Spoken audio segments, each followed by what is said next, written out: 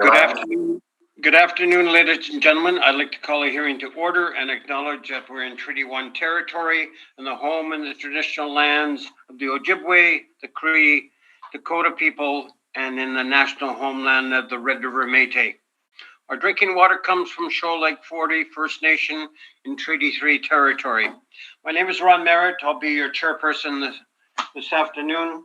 Introducing the panel members presently is Mr. Doug Marks, and via Zoom is Diane Knight. Our recording secretary is Stephen Lunn, and representing the city of Winnipeg is Stephen Lubinstein. And joining him also is Mr. Ryan San Juan. We'll be hearing application for revision of assessment roll according with the Municipal Assessment Act.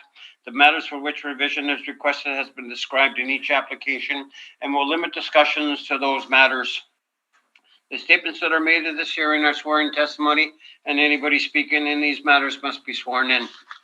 Please be advised that comparisons of assessment properties are not considered evidence of market value by the Board of Revision. The board is appointed annually by City Council and is independent. Along with the city administration, we make our decisions based on the evidence provided at this hearing and issue a written order that would be mailed to all parties as soon as possible. Please note that the board's decision in respect to application may be appealed to the Manitoba Municipal Board if the matter pertains to assessed value or classification, or the Court of King's Bench if the matter pertains to application from exemption from taxation. Should you wish to appeal, information how to do so will be included in the board's order. In respect to the hearing this afternoon, I will confirm the points of appeal with your property to be addressed with each applicant following the swearing in. It'll be then the assessor's testimony, followed by questions that the applicant may have. It'll be then the applicant's testimony, followed by questions. Each party will have the opportunity to summarize if they wish. Once all evidence about the application has been brought forward, the applicant may leave. The process will repeat for each item on the docket this afternoon. The session will close after the applications have been heard, and the board will deliberate in private and make its decisions. You will receive the board order by registered mail as soon as possible. As information, all public hearings are live stream recorded and will be part of the public record. This afternoon, we'll be hearing items 1, 6, 7, and 8 on our docket. So I'll ask Mr. Lunn to affirm the assessors and also the applicant, Mr. Neufeld. Mr. Lunn? Mr. Lovenstein, please state your full name. Stephen Lovenstein. You affirm that the evidence you're about to give at this hearing is the truth, the whole truth, and nothing but the truth? I do. Thank you. Mr. San Juan, please state your full name. Ryan San Juan. You affirm that the evidence you're about to give at this hearing is the truth, the whole truth, and nothing but the truth? I do. Thank you. Mr. Neufeld, please state your full name. Rocky Neufeld. You affirm that the evidence you're about to give at this hearing is the truth, the whole truth, and nothing but the truth? Yes, I do. Thank you. Mr. Mercury, please state your full name. James Mercury. You affirm that the evidence you're about to give at this hearing is the truth, the whole truth, and nothing but the truth? I do. Thank you. All right. We will first deal with the first property, which is 1855 Sargent Avenue. Mr. Lowenstein, or Stein, sorry. You can take us through this a little, and there is a non-co-op issue which we will deal, but you can read it into the record if you don't mind. Sure. And then yeah. The roll number is 07022562000 1855 Sargent Avenue. We have an assessed value at $3,243,000. So on my page 1 under recommendations, you Sorry, can see do you mind if you could you give the us assessor is requesting that the burden of proof be placed on the applicant for non-cooperation. could you give us the file number as well? Sure. Your papers are all file numbers. I got no addresses on your. Oh, sorry. 223056. Sure. So scrolling down, you can see that we have in the addenda on my page 10, on my 11, on page 11, this is what came back from Canada Post saying that it was delivered on page 10 and on page 11. So we did deliver the registered mailer, but it was never sent back. It's important to note that I look back into the history of this property, and they have not been compliant since 2018. That being said, I looked at the addresses. So in terms of the tax bill, the application for the appeal, and also the income expense mailer were all sent to the same address. So we are seeking non-compliance for this property. I thank you, sir. Mr. Newfield, Mr. Mercury, your evidence. Just a couple of questions first to confirm, if I could, and then we'll provide a presentation, Mr. Chairman.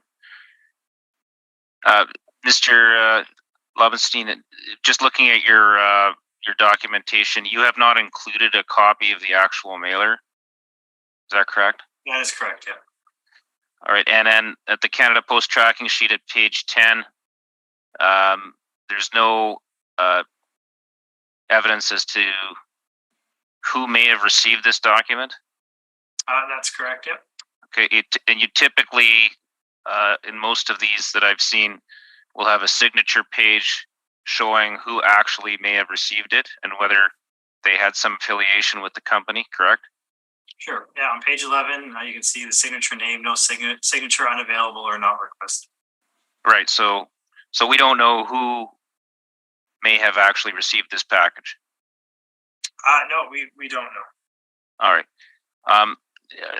Are you aware that the board has dealt with this issue on multiple prior occasions when there is no signature, or is this the first of the cases that you've been involved with? This is the first one you've been involved with. All I can say to that is that, again, they seem to have received the application for appeal. They are on tips, so they do receive their taxes to the same address, and also the income expense mailer is all going to the same address. So you wouldn't need a mailer. You wouldn't need a notice of assessment to be physically mailed to appeal your assessment, would you? It'd be all available online, correct? Correct. And if they were on tips, similarly, they wouldn't need to necessarily receive a physical copy of the mailing tax statement to pay their taxes. Expense mailers can be filled out online as well. No, I'm not asking about the income and expense mailer, but you appear to be making implicitly suggesting that they must have received it because it's the same address on file for their tax bill and the notice of assessment, but the two are not necessarily interconnected. You'd agree? Not necessarily. I mean, we're sending it to the same address. I know you're asserting that they would just do it online, which could be true, but we don't know. All we know is we're sending all these documents to the same address. Okay. Those are my questions. Subject to any questions of the board, then we will have a brief presentation, Mr. Chairman. Okay. Ms. Knight, questions? I do have a question. So in is it June of 2021? Is that during COVID where no signatures were being given? Well, we were still asking for signatures, just they weren't always given. They weren't always. Yeah, because if they came to my home, they would just leave it. They never got a signature. They just let us know. Okay. All right, that's my only. And do you know what address you sent these to? Do you know for sure that that's the correct address? Yeah, I've checked. It's 206-1168 Hamilton Street, Vancouver, BC. Okay, thank you. That's where all the mail is being sent. Okay. I thank you. Mr. Marks? No questions. Thank you. Okay. Mr. Mercury, you said you want to make a official presentation? Yes, there was some rebuttal information that Mr. Neufeld has provided to the board. Has everyone received that? It's just been distributed now, so I'll just get my assessor to confirm when it's arrived in his inbox, and my panel members should have that on their SharePoint if they're by Zoom. And Mr. Marks, you should have that in your folder now as well.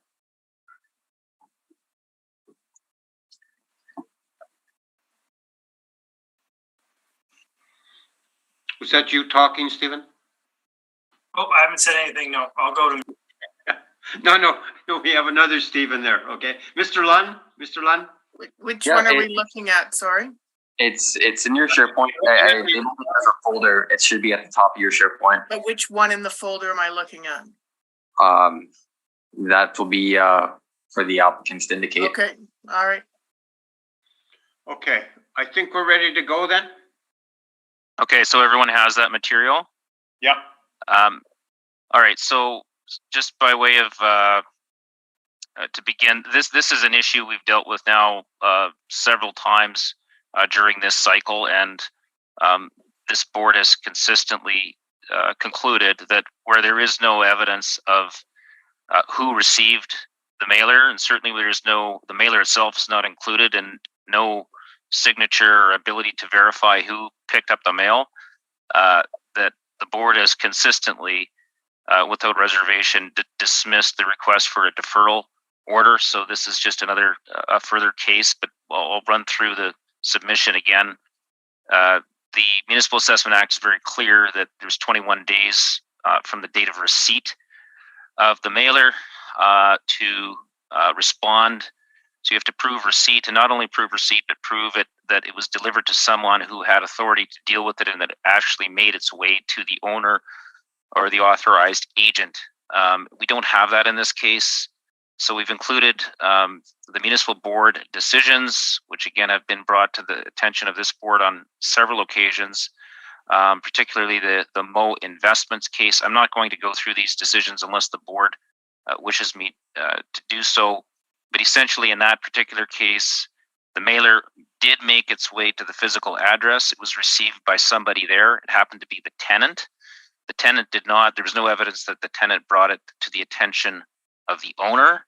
And because that evidence was lacking, the deferral order was refused.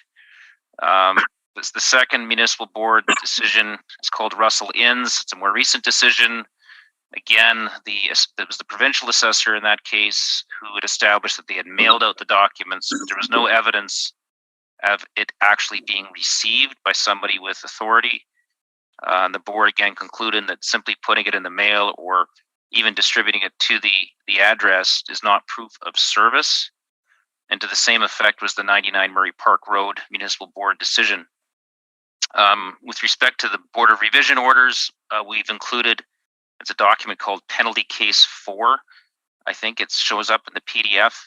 These are just multiple examples of the similar situations where we had the assessor seeking deferral orders without evidence of who received it or the signatures. And I'm not, again, won't go through, some of these are very recent.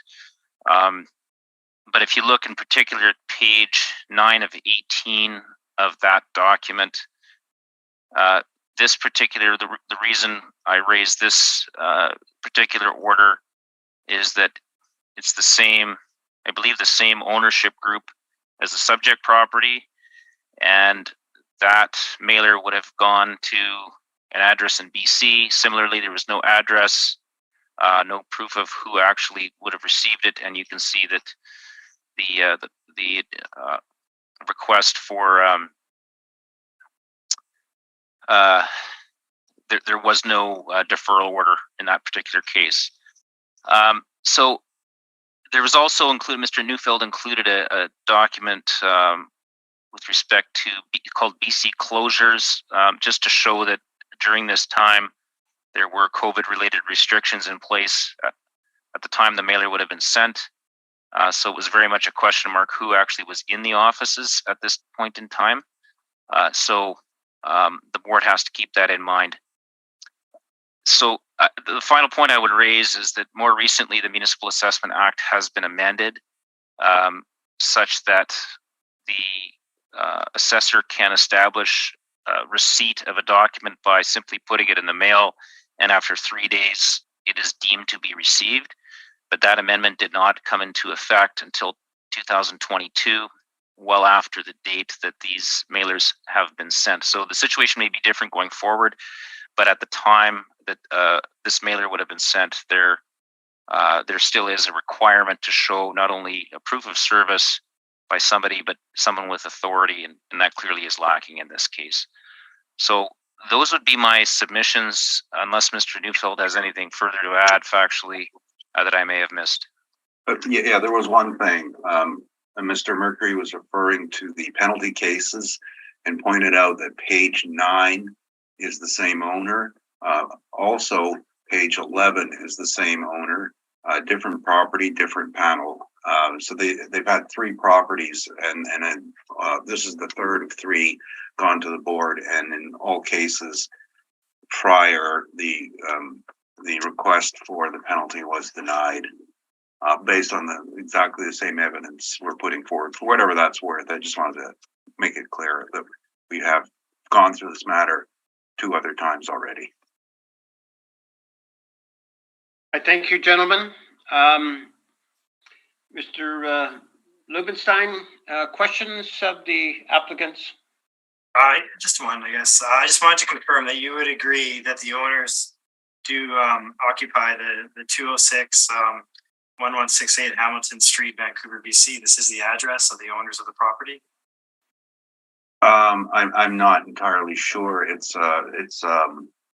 I've dealt with Greg Barron in the ownership group, and I know that's not his address. So I don't know if this is an affiliated office or not. I'm going to Vancouver next week. I'll check for you. Wait, those are all my questions. I thank you. Ms. Knight? No questions, thank you. Mr. Marks? No questions, thank you. All right, Mr. Secretary, we're going to shut it down, and the panel will meet and discuss it, and we'll come back with our answer. Okay, we'll call the hearing back to order, and the panel has made a decision in regards to the non-co-op, and we have denied the non-co-op issue. Mr. Mercury, I think that probably concludes your part, so you are free to go. And Mr. Neufeld, you will be presenting after we hear from the assessor. So we're going to go to 1855 Sargent Avenue. So Mr. Assessor, whenever you're ready, I'm not sure whether you're doing this, Stephen, or Ryan is going to do it. So you have your choice. Yeah, Ryan will be doing the presenting for all the properties. All right. Then he has the floor now, so he can take us through 1855 Sargent Avenue. The floor is yours. Thank you.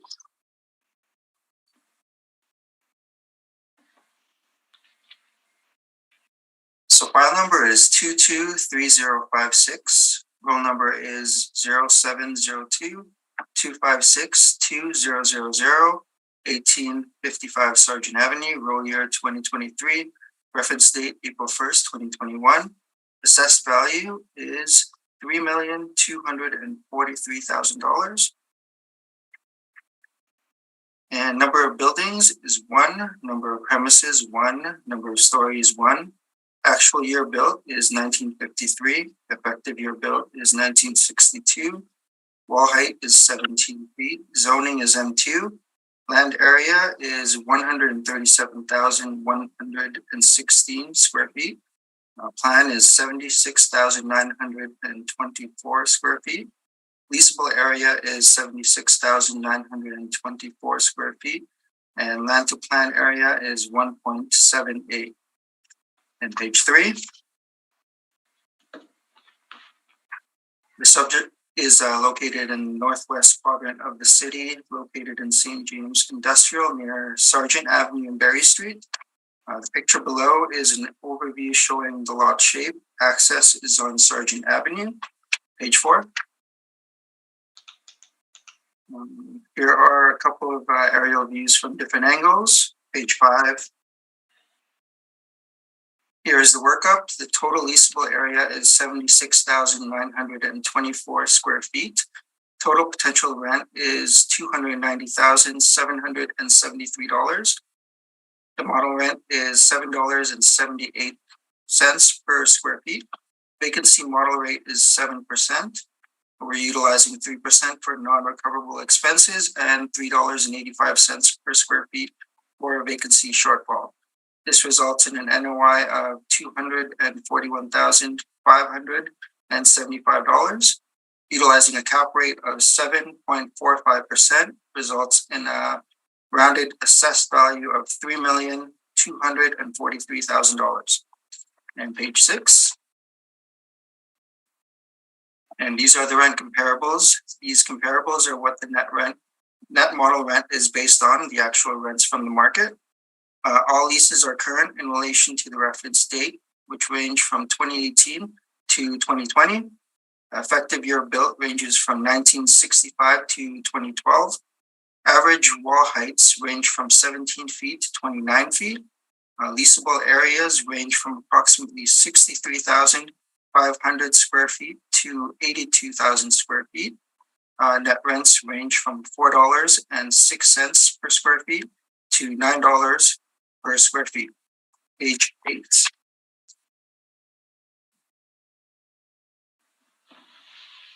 And this is the capitalization rate chart. The table second from the top are the industrial capitalization rates that fall between the 20th and 80th percentile. As you can see, the subject property capitalization rate falls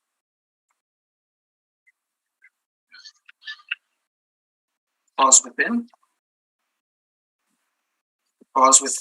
the 20th and 80th percentile. Our model cap rates are further supported by the table of outside sources with cap rates ranging between 5.75 to 7.25. And we feel this value is fair and equitable and should be confirmed. Open to any questions. I thank you. Very nice job, by the way. Hear that, Ryan? You did a good job. Thank you. Mr. Newfield, questions? Yeah, I kind of object to that because Mr. Merritt's throwing out all these plaudits, and I failed to hear one from him for quite some time. So, you know, you can find something in your later on. Just a couple of questions. How did the year built get changed from 1953 to 1962? That would probably be because of some updating within the property. I haven't had a chance to review the permits yet to tell you exactly how though. So you're essentially the answer would be you don't know? Sure, I don't know. Okay. And the ceiling height, which is measured at, I think you have 17 feet, that's an external number, correct? Yeah, that's correct. So even my rent comparables would be external numbers as well. Right, okay. And on that basis, this is sorry, that would generally indicate probably what, about 14 feet clear? I can't speculate exactly what the clear height would be. Again, it's, I mean, if I'll point you to 1245 border for my rent comparables, it's also at 17 feet, so it would have a lower clear ceiling height as well. It's got a rent of $4.06 a square foot, a similar year built and in a similar area, so it seems like a fairly good rent comparable. 1245 border, and that's sorry, just want to get up to look at that again. Just brought that up. And what's in this building? Pardon me? What's 1245 border? You're aware that number rent is not net? Is not what? Sorry? It's not net rent? We have it down as a net rent. Yeah, okay. What's my client's building? So you're not then aware. Did you review the filings at the Board of Revision on that rent? No, I did not review the filings of the Board of Revision. And were you aware that it underwent extensive renovations for that sale to turn a rail bay into a loading dock? No, I'm not. Sorry. So you're saying that's not a net rent? So. Well, you're not aware then that it was renovated. There was a rail bay and it was turned into a loading dock, and that was amortized into the rent, which is why it's not a net rent. Okay. Well, I'm not aware of that. Okay, well, that's fine. I wouldn't have been if I didn't know.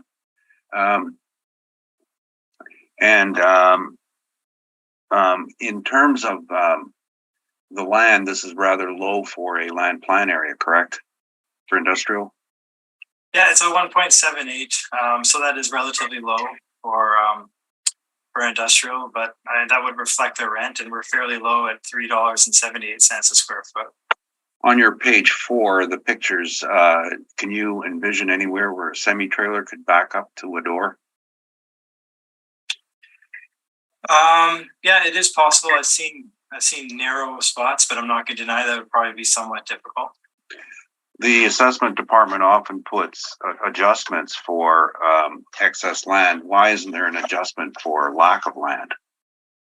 Well, I think it's important to note, particularly when you have M2 classification, you can't really have any of the property used for manufacturing, only limited storage. So it makes far more economical sense to build a property out than it is to have extra excess land. But isn't M2 usage and this particular property, aren't they driven by road transport vehicles? Isn't Winnipeg all about trucks and trailers? Winnipeg has a very diverse economy with many different manufacturing and storage warehouses. But 77,000 square feet, would you not expect to see a good set of loading bays for trucks? It was, I guess the owner decided that they'd rather build it out. Question on the cap rate. I'm just kind of rather curious more than anything, but we have a 7.45. To what degree does the assessment department round these numbers? To round these numbers, well, we have all types of different numbers for cap rates. This one's at a 7.45. As you can see in our 20th to 80th percentile, we start at 5.55. So basically, we just look at the market and then we do our own model-driven cap rates, and these are the values that come up. Yeah, but are you now rounding to 5/100ths of a percentage point? I'm not too sure exactly how the rounding works. Okay, those are my questions. Thank you, Mr. Newfield. Ms. Knight, questions of the assessor? The only question is the assessor spoke in $7.38 or $7.38 a square foot, but I'm pretty sure he meant to be $3.78, correct? That's correct. Our model rent is $3.78 a square Okay, foot. just making sure. Sure. That's it. No more other questions. I thank you. Mr. Marks? Yes, a question regarding the age difference, 53 to 62. Was there a difference put on during that? Lock you in on that one. I'm sorry, you broke up there. On the age effective date, was there an addition put onto that factor for those years? I still can't hear anything. I'm sorry. Yeah, we're getting some sort of interference there. So I'm not sure, Doug, maybe repeat yourself. If you can Okay, I'll speak try it to again. your microphone. The age built?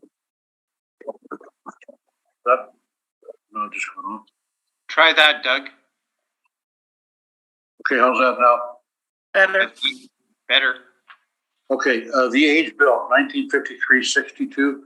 Was there any new builds during that time frame to have the different?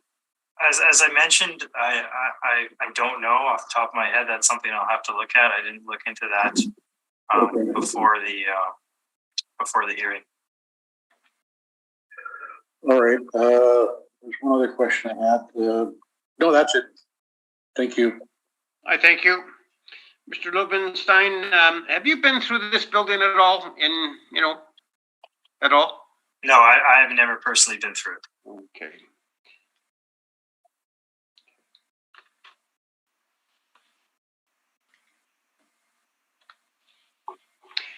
Any overrides in regards to anything like maybe the cap rate or the rate per square foot at all? Guys, we just lost the feed from the committee room. Oh, there, it's back now. Okay. I'm not sure if you could still hear us, Yeah. Doug, or not. Everything is okay on our end. I got a bit of Okay. issue with my screen too. Keeps on going on and on. No, everything has been model driven on, Okay. for this property.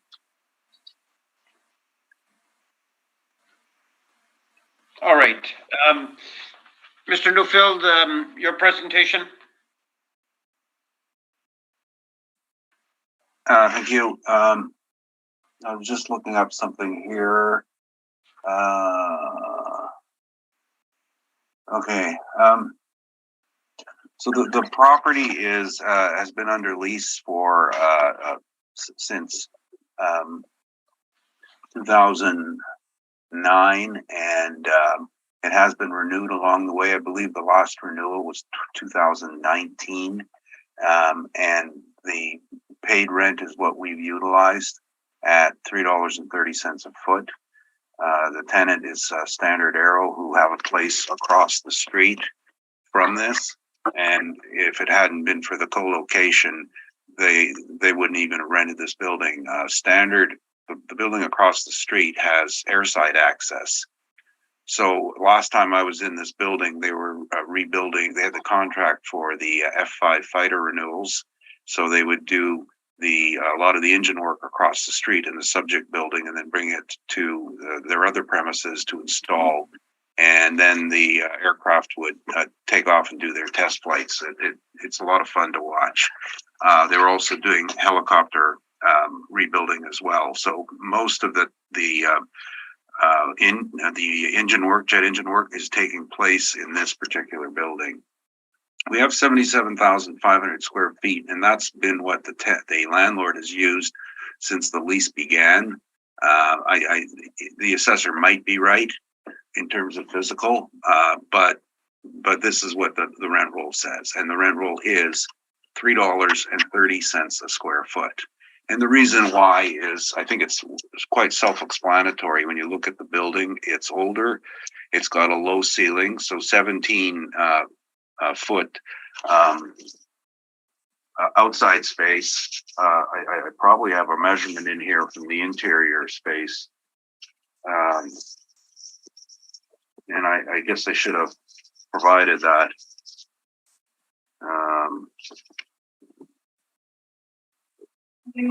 Open to the right page. I got 14 feet on the interior. So that's really low. And the next issue, of course, is the ability for truck parking. There's no room to get a semi-trailer on this site. It's not set up for it. So for a user who's living across the street and takes his deliveries by dollies to cross Sargent, it works out fine. But if this hit the market, there'd be a severe problem with it in getting any sort of a good tenant in there, because you impossible to put a 53-foot trailer on this site. It just doesn't fit. It's the way it was configured. And if the owner decided to do it or not, it's irrelevant. It is what it is. So we would need a fair degree of modification, likely a partial demolition, in order to put in loading bays. And I was just looking at these overhead pictures, and I'm not sure that if at one point there had been bays in that one section, and you can see the assessor's pictures are a little bit better than mine. This does have 1, 2, 3, 4, 5, 6, 7, looks like 7 or 8 sections. So at one point, I'm thinking that on that southwest corner, that was probably a loading bay at one point. What that means is, it had one at one time. So if you demolish 20,000 feet, you'll get your loading bays back, but you're also not gaining on the rent, and because you're losing space. Really the primary issue here is the paid rent is paramount. It has been tested in the market, and this is the best they can do. It's an interesting thing here. I was just doing math, and normally I give you a nice long story about vacancy rates and non-recoverables, and I just worked out the math. The assessor and I have virtually the same percentage on all our costs. The assessor's at 18%, and we're at 17.7%. And that's just adding up the vacancy, the shortfall, the other costs. And so we're not in disagreement. We just to point out that we went for the actuals. We had a slightly lower vacancy rate and a slightly lower shortfall, but then we included higher non-recoverables. So no point arguing if our percentage is the same. And capitalization rate, the assessor is 7.45 and we're at 7.5. I submit it is a minor difference. I refuse to yield and say that he's right, because he's not. He's wrong. No one would ever just come up with 7.45 as a number, because capitalization is not a science that you can just take these rates and punch a computer and do it. You gotta still do it, and you have to emphasize something about appraisals and valuation in general, in that they are always estimates of value. And for someone to believe that you can come within 5/100ths of a cap rate point is not appropriate. Generally, in our industry, we're usually quarter point, and in some cases we'll go tenths of a point, but generally it's a quarter point difference. To underline, it's an estimate. Now, the issues we brought on the cap rate on page 2 have all been issues that I've already discussed. So a lot of the value has been expressed in the rent it's been able to achieve. What the cap rate's supposed to look at is if the tenant leaves, and are you trying to achieve the same rent, or are you going to suffer more? And our belief is you're going to still be suffering a bit more.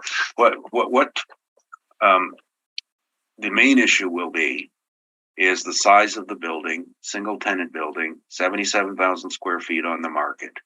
It's a single tenant. You're going to linger longer. So your vacancy rate can be expressed on a market value, but if you do go vacant, it'll linger for probably a building like this. They're usually between a year and 2 years, because you just don't refill it overnight. It's not like an industrial building that has bays that people, 6,000 square foot bay is the standard. So people can go along and they want to rent space, and they figure out how many 6,000 square foot bays they want to rent. And the flex concept, flex warehouse, that makes for a good investment. 77,500 of contiguous space is a difficult number to fill.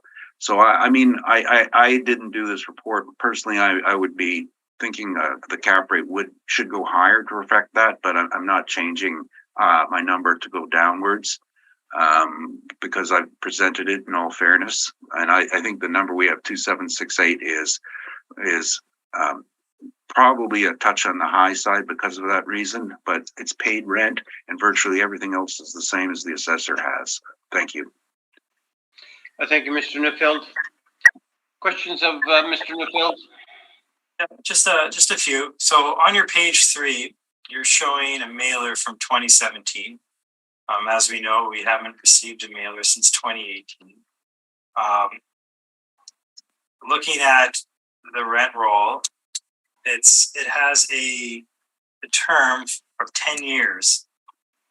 And in that 10 years, you're saying there's no step ups, there's no increase in rent. It's just always going to be $3.30. No, actually there was an older lease from 2009 to 2014, and that was renewed in 2014 on a 10-year term. So the previous rent was $2.93 a foot. And I have an old report dating back to 2013 on this. And the new term, no, this is the rent, $3.30. Then I also contacted the owner and verified that as well. Okay, those are all my questions. I thank you. Ms. Knight? Do you have any pictures from the inside? I wasn't allowed to. It's governed by the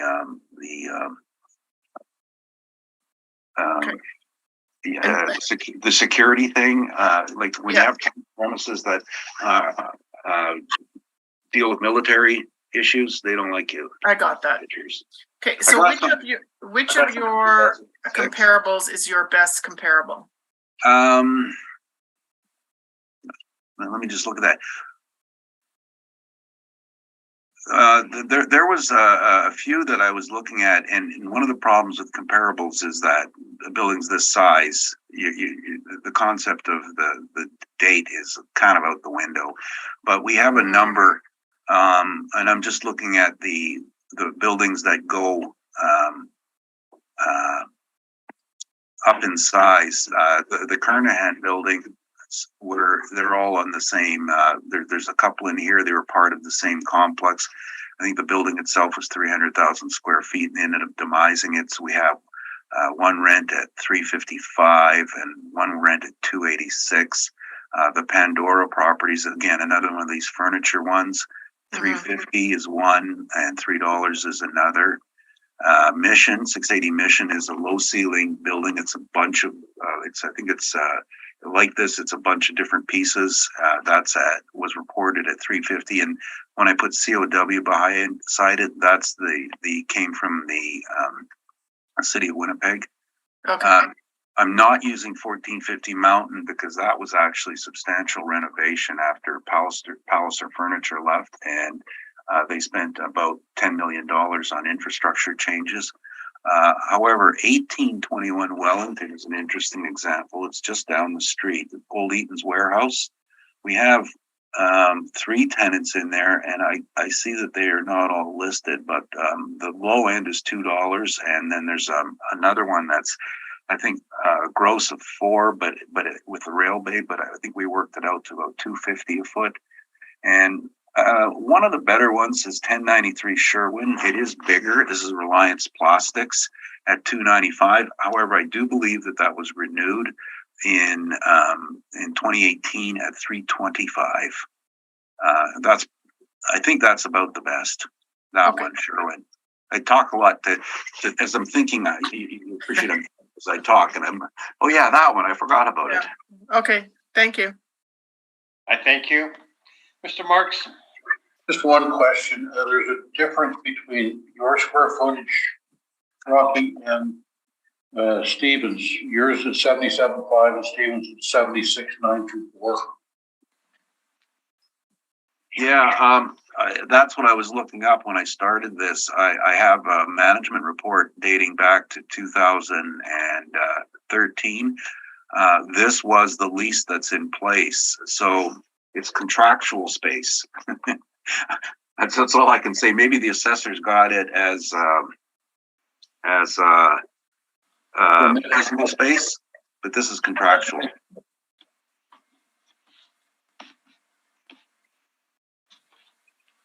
Sorry, is there a mezzanine level in that building? Pardon me? No, I don't believe so. I don't think it's tall enough. I did inspect it several years ago. I don't recall seeing a mezzanine. There's actually I can double check one particular, another report I have.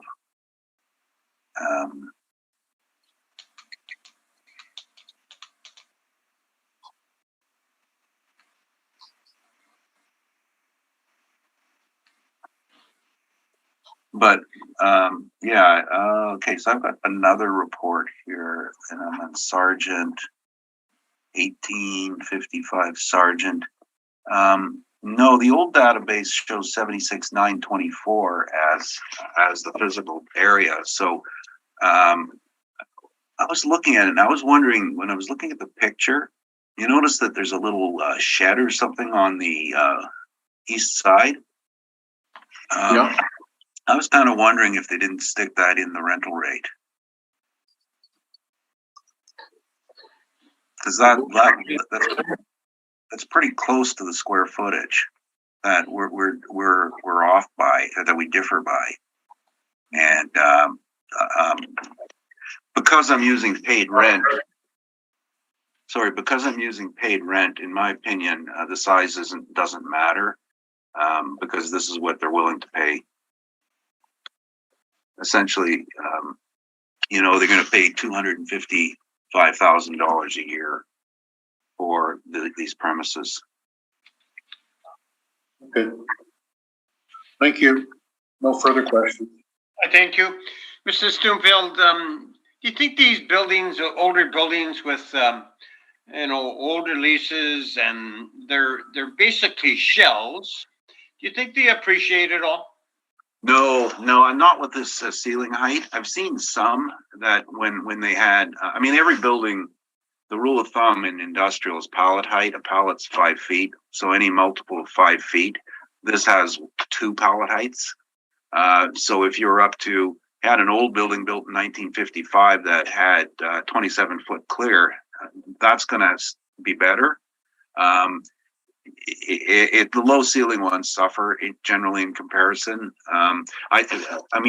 If I was off the top of my head, I think this is a redevelopment play. I think this is 3 acres of land that they would consider bulldozing and finding a different use for. Like, it's so close to the airport that, some sort of distribution system for air freight would be the right play, just like across the street has. And then we put it up 50,000 square feet only, and then have room for trucks. Do you think this building suffers some obsolescence? Absolutely, yes. Does it have any loading bays? You talked about loading bays. Does it have any? No. Well, sorry, it's got the small bays. The 8 foot. I think they're 8 foot doors with. When I was there, they were actually had dollies that they wheeled out the garage doors and wheeled across the street with an assembled jet engine on it.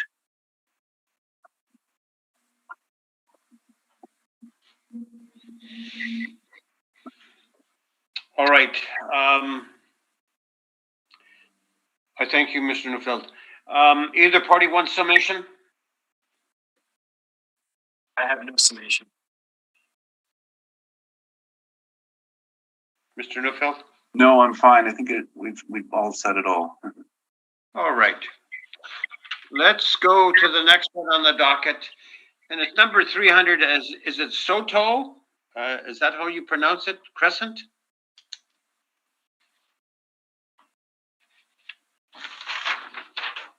I just enjoy hearing your pronunciation mangling. I sent an email to Stephen about that already. All right. I think it's Soto. What I've heard. Okay. You're wrong. All right. I think Ryan, you are going to be presenting, so the floor is yours, sir. Okay, so the file number is 222036. Roll number is 0708125900. Address is 300 Salto Crescent. Roll year is 2023. Reference date is April 1st, 2021. Assessed value is $4,243,000. Number of buildings 1, number of premises 1, number of stories 1. Actual and effective years built is 2007. Wall height is 27 feet. Zoning is M2. Land area is 167,453 square feet. Plan area is 25,725 square feet. Leasable area is 30,236 square feet. Land to plan area is 6.51. Page 2. This is the request for info received. Owners are compliant. Mailer is in the back in the addenda. The subject property lease shows the current tenant renting 30,000 square feet at $9.49 per square feet. On the income and expense mailer on page 12 in the back, it is indicated that it is a net lease. Page 3. So subject is located in the northwest quadrant of the city, located in the Murray Industrial Park, between Morey Street and Sturgeon Road.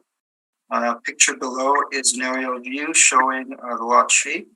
Access is on Salto Crescent, page 4. Some more aerial views at different angles, page 5. These are the right comparables. These comparables are what the net model rent is based on, the actual rents from the market. All leases are current in relation to the reference date. They range from 2015 to 2020. Effective year built ranges from 1981 to 2016. Average wall heights range from 18 feet to 31 feet. Leasable areas range from approximately 22,450 square feet to 39,050 square feet. Net rents range from $8.53 per square feet to $11 per square feet. Page 6. Here's the workup. The total leasable area is 30,236 square feet. The total potential rent is $271,882. The model rent is $8.99 per square feet. Vacancy model rate is 3.5%. We're utilizing 3% for non-recoverable expenses and $3.85 per square feet for vacancy shortfall. This results in an NOI of $250,365.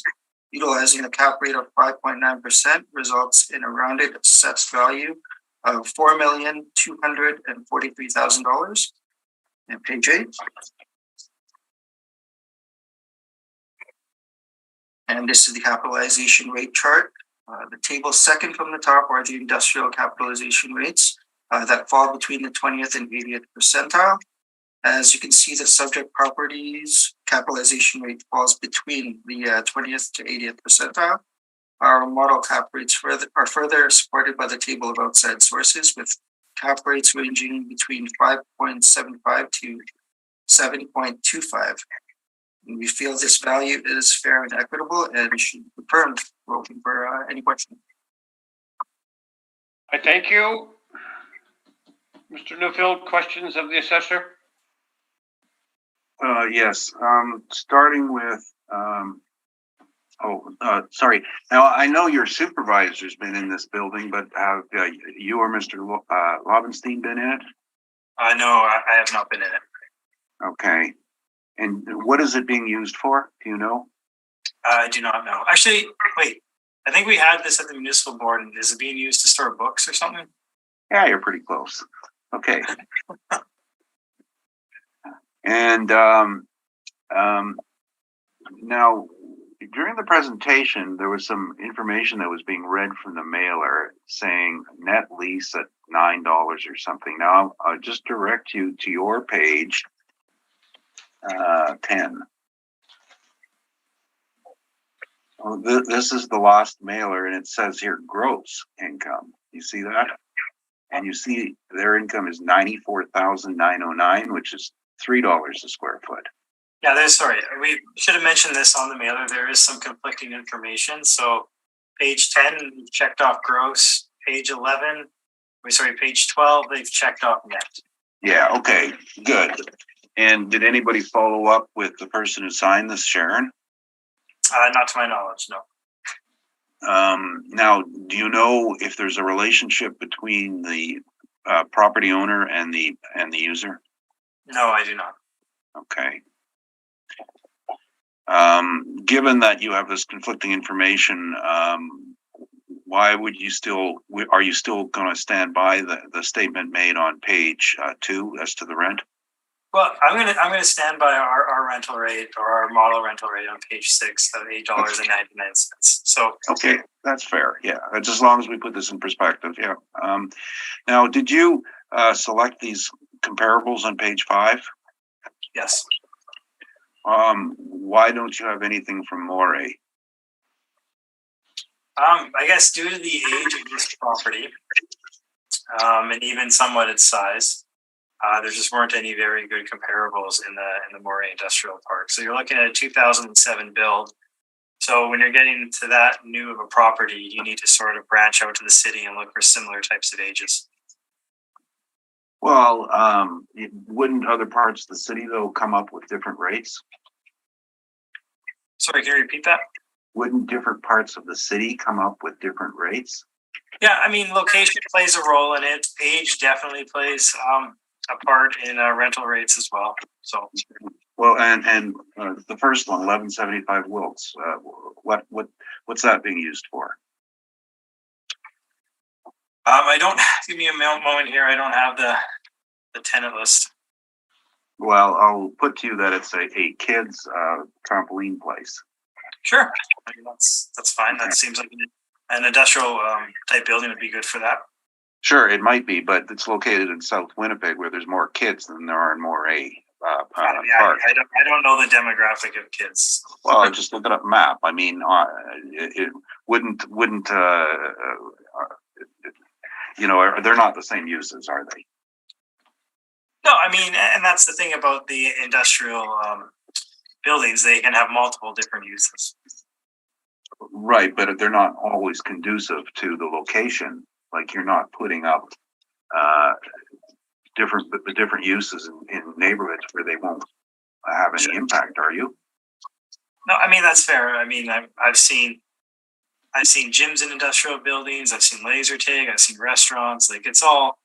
I mean, yeah. Or is a trampoline park and a storage warehouse different? Yeah, I agree. But it's how the building is retrofitted, I guess. Which what's the use that you've got at 130 Lowson? 130 Lowson is Fort Garry Brewery. And was this rent set with the expansion on it, or without, or is this the original portion? This would be an April 1st, 2020 lease start, so I guess with the expansion. I mean, this went to hearing a few weeks ago, and you're aware that that particular rent was a build-to-suit addition to the brewery space? No, I didn't look at the board decision on it. Mailer, we just go by what the mailer has. Okay, well, did you examine the floor loading and the subject to determine if it could hold a dozen 10,000-gallon beer tanks?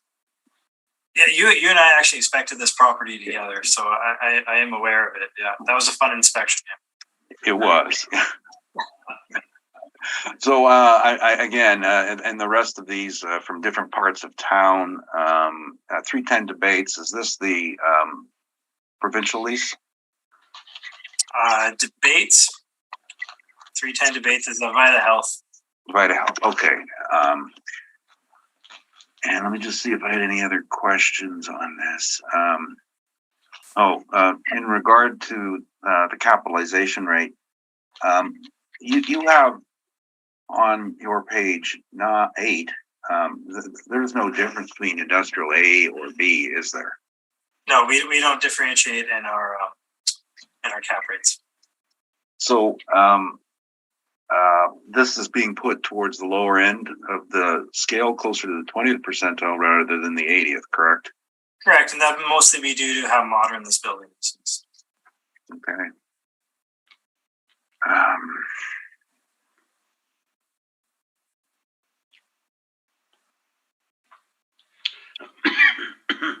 But everything else in here was done by the model then? Everything was done by the model? It's all model driven, yes. Okay. Those are my questions. Thanks. Well, thank you. Ms. Knight, I do not have any questions at this time. I thank you. Mr. Marks? No questions for me at this time, thanks.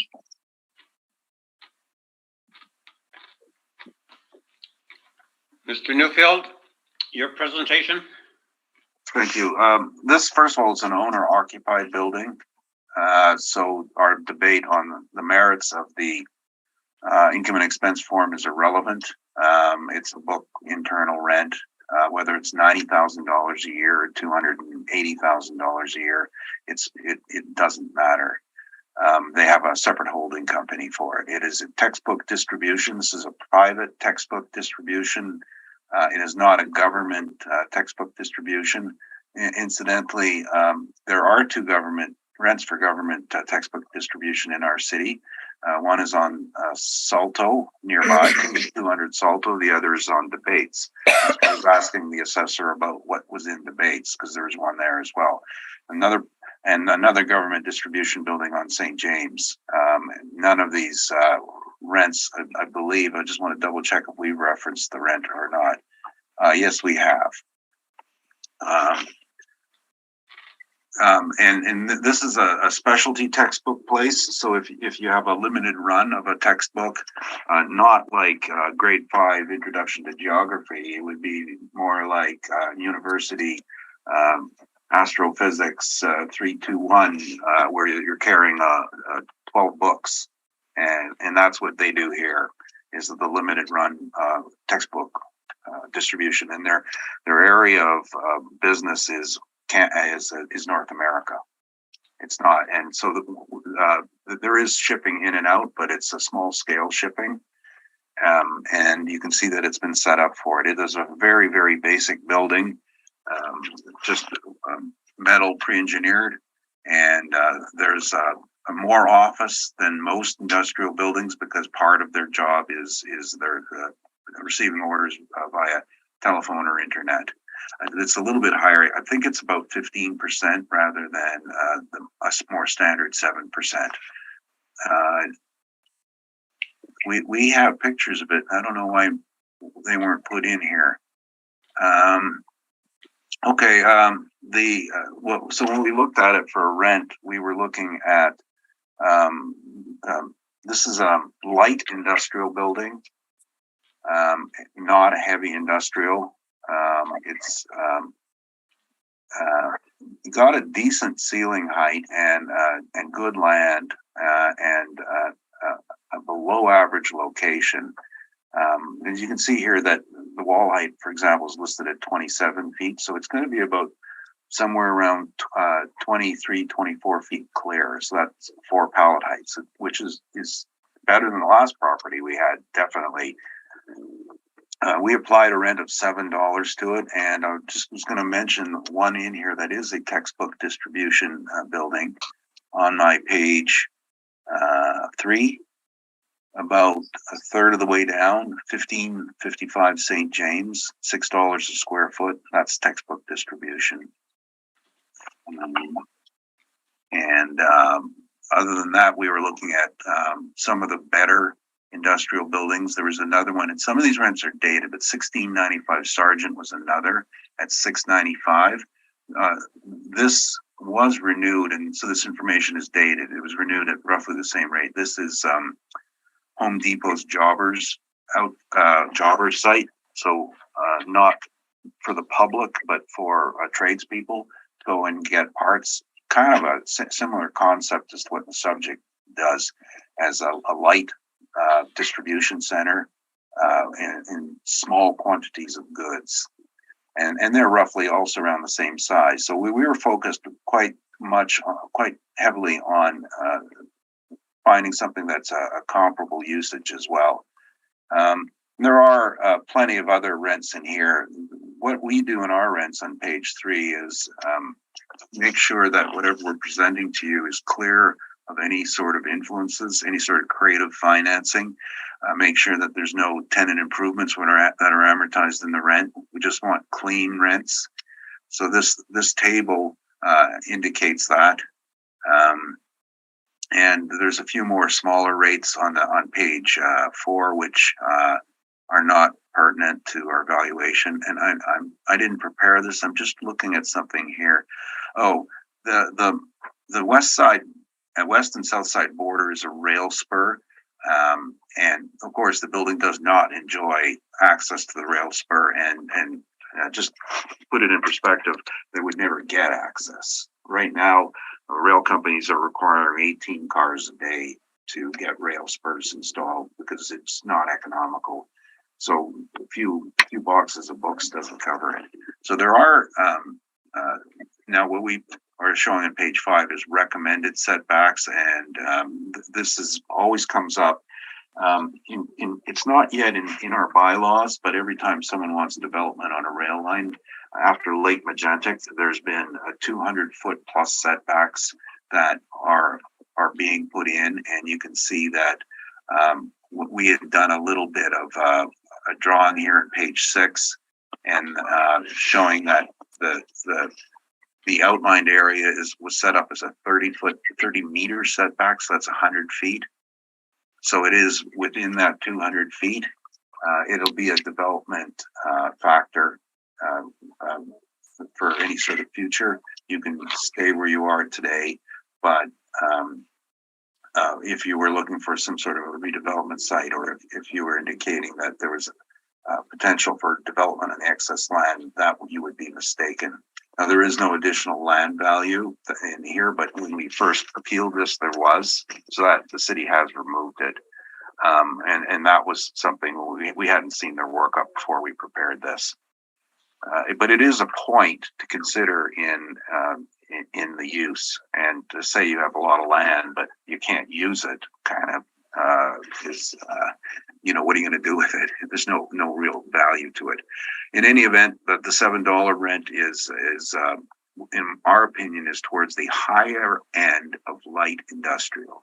That's what we characterize it as. The costs, again, we're using actuals from the Johnson report for the vacancy, and that would, and I'm just wondering if we're having the same issue all over again. The cities that we're this time they're at 3.5%, and this time we're higher because we are focusing on market reports, and I always have this ready at the ready here, and this would be the Johnson report, and we have a number there of St. James. That's funny. I got 6.13 here, and he's got 5.5. Well, we're not changing anything. It's close enough. But the industrial vacancy is completely understated by the city, and the biggest reason is Centerport. Centerport was started in 2008 by decree from the feds, and it took 10 years to get the surfacing decided and to get Rosser to approve and give final reading to the bylaw bill. And it was water was a big issue because the buildings that went in there needed to have sprinklers in order to draw real good tenants. And that was why the debate went on about water to Rosser. When they eventually sorted it out, there was a long enough lead time that all the deals had been made, and all, millions of square feet of distribution shifted from Winnipeg into Rosser. And they got higher ceilings. They got access to a highway instead of, if you're located here on Salto, imagine getting out to the highway is about 10 stoplights. Centerport was designed to reduce access problems, which, shipping is all about time. You reduce time. So they're picking it up there. So, but it's displacement that happened. So you're seeing a lot of displacement in some neighborhoods, like Fort Garry, took this for gentrification, where when they lose their real industrial, they end up having more of a retail flavor. St. James Street is another example where that happens. But pure industrial areas are being hit harder by vacancy for old uses. And again, our difference is minor, but it's something that's born out of we're a real estate company. We've got 6 full-time guys renting and selling industrial properties. This is where my information comes from. I'm not spewing off stuff I'm making up. I just go next door and talk to our agents and look at our reports. We know what's happening in the world. Non-recoverables, again, we're using the 5% because they really exist. There's a page 35 and 36 is our summary. You've all heard the story before. Follow the money. And that's the moral of the story there. Now, the shortfall in this case is much higher than the assessor has. And one of the reasons, or the main reason, is that the tax load is higher. Much, much higher at $3.36 a square foot. Industrial properties typically range from $1.20 to $2 a square foot for taxes. And if your taxes are high and your operating costs are higher, it's going to impact and push the rents downwards. That's one factor. But the other issue is if you're doing shortfall, the building goes vacant, you got to pay the taxes and the utilities. So the shortfall is higher. This building has been, we only began working for these owners a few years ago. And when I talked to them, they had never even challenged it before. So $9 a square foot is really ridiculous. We're in Morey, which is an industrial park. $7 is, I mean, there are a couple of rents higher than that on Morey, with smaller units on Cree, and 21 Murray Park has a few with their office.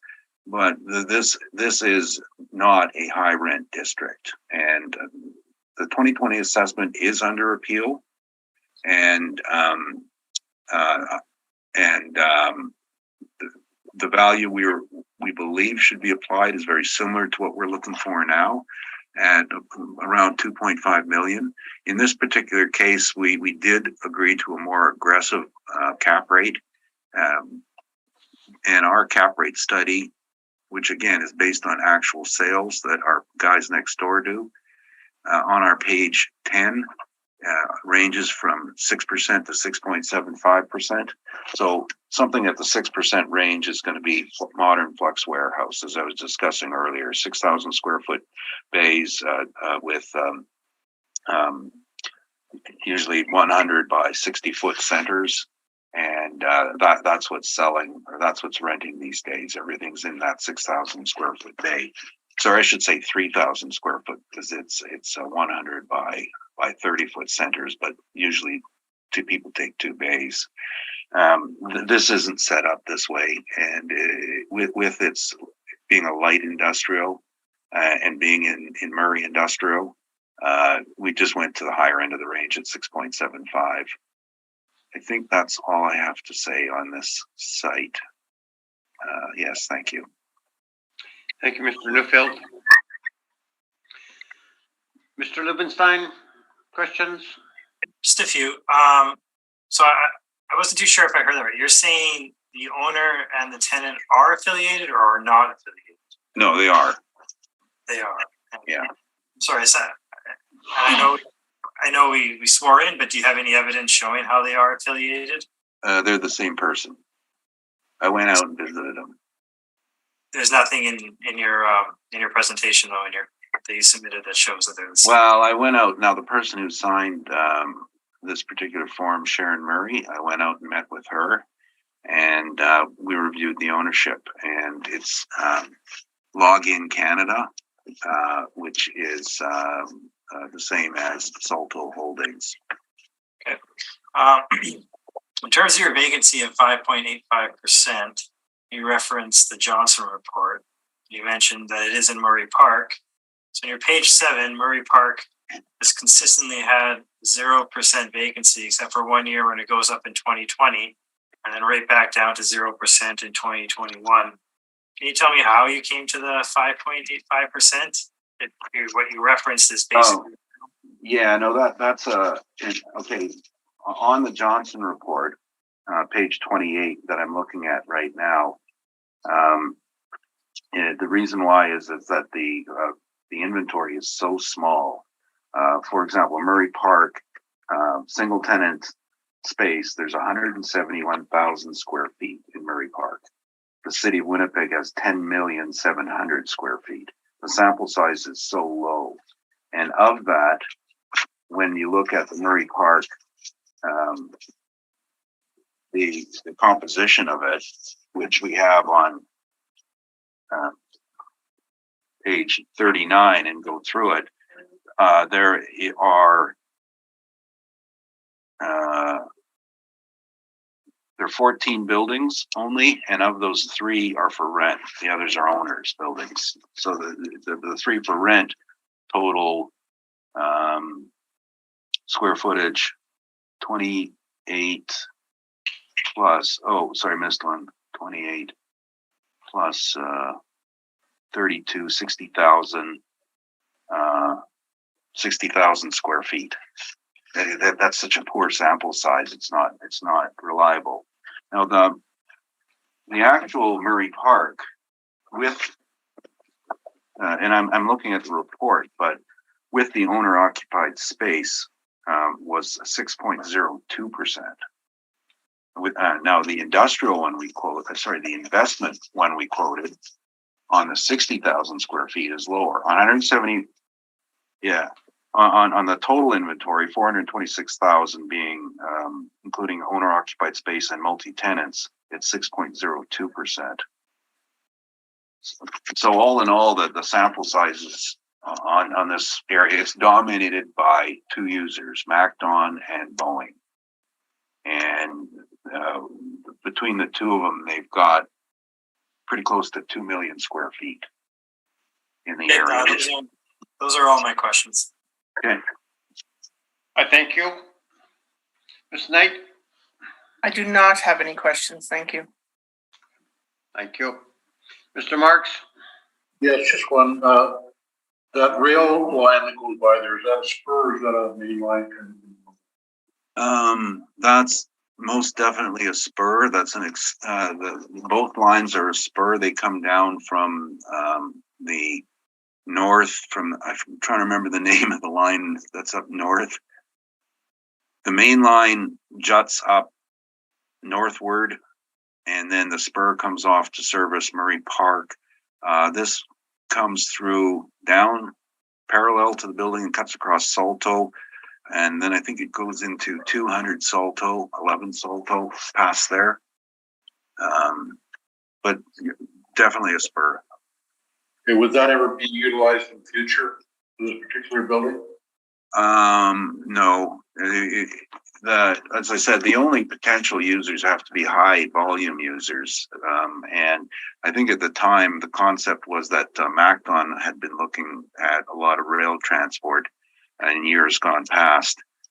But I think that they've pretty much abandoned the concept of rail transport in favor of road, because rail transport has gotten, it's not individualized. It's not like I got a tractor to, let's throw them on the rail. You would need 18 cars, 18 flatbeds of tractors now. And the rail companies are just, they're doing bulk transport now. So I think it's still in existence, but all the times I've been there, I can't remember if I've even seen rail cars on it. Thank you. Thank you. Mr. Neufeld, did you represent this property prior in the previous? It was a 2021 appeal. Okay. And now I think you had mentioned that it's been appealed again to the municipal board then? Yeah, that appeal went to the municipal board. And who took that to the board? I did. Okay. Yeah, they'd never really had any appeal history, and we just met through somebody introduced us, and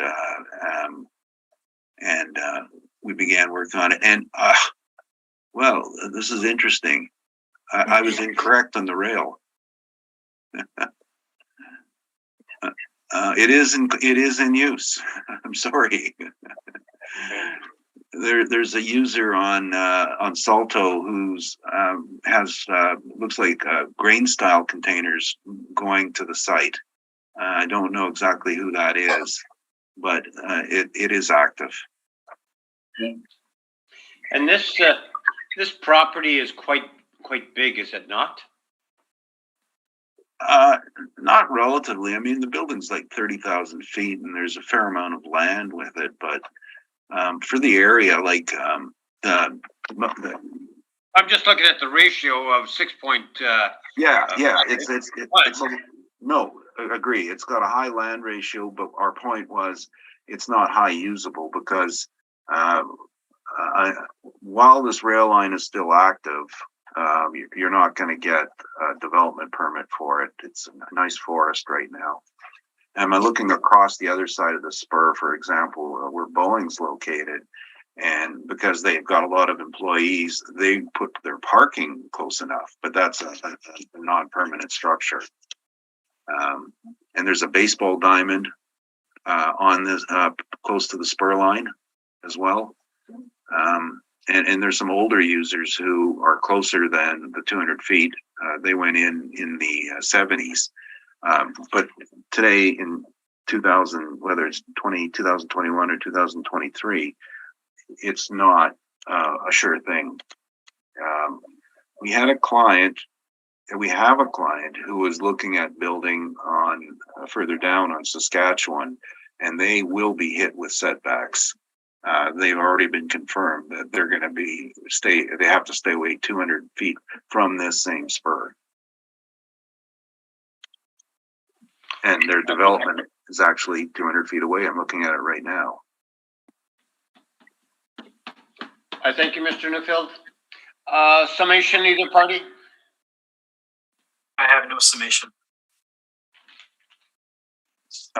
I do, and our number that we're looking for is quite a bit lower than what it's been historically, and the building is in appeal at the municipal board. And I know that not throwing this out as a challenge, but I think the Board of Revision is independent and has to and understands that sometimes we don't always agree. This one fell through the cracks. There's no such thing as a $9 industrial rent.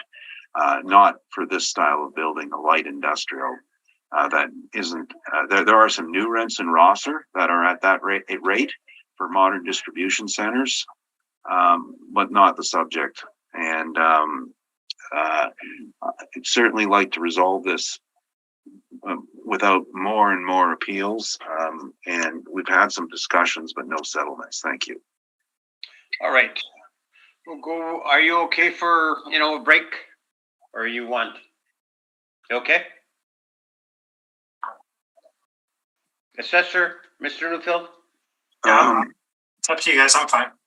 I wouldn't mind a few minutes if that's okay. Okay. Let's take 10. Okay. Sure.